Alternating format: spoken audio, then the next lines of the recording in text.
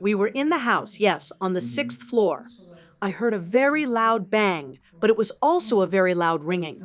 The noise was very loud, and I was lying in bed when it suddenly woke me up because my cot is small. Has it begun to shake? Yes. My grandson immediately asked, "Was it drone?"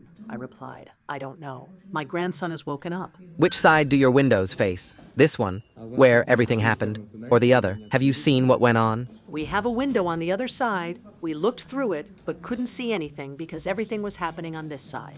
Right now, the perimeter is cordoned off. We cannot go any further. Law enforcement officers, investigators from the investigative committee, and police in particular are working there. They are currently conducting all necessary examinations to reconstruct the entire chronology of events. But what do we know at this minute? That today morning at 6:50 a.m. Moscow time, in the south of the Russian capital, near Amkata, in the Orikovo-Borisovo area, there was a loud explosion. A car exploded in the parking lot of a residential building. Yaseneva, Street 5, Building 12, Block 5. This happened, and according to preliminary data, the driver managed to get out of this residential building and even start the car, drive a few meters. After that, the explosion occurred. It was heard across the entire block, as eyewitnesses told us. A very powerful explosion. It was around 7 a.m. Such an explosion, as if an apartment had been blown up or something. Really, really strong. Just so powerful, as if a bomb had exploded. That was the strong sound. As I found out, the car exploded.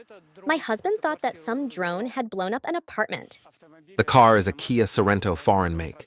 Immediately after the explosion, the hood was covered with black, acrid smoke. The driver was trapped. He received multiple burns, shrapnel wounds, injuries, and concussion. He was taken quite promptly by emergency services to the intensive care unit. He was in serious condition, however. He died from the received injuries. Doctors could not save his life. As recently reported to us by law enforcement authorities, the identity of the deceased became known. It was Major General by rank and head of operational training of the armed forces by position, Fanil Sarvarov. He died this morning.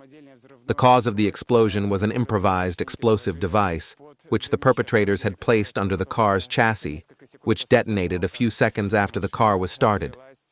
Investigative committee officers are working on the site.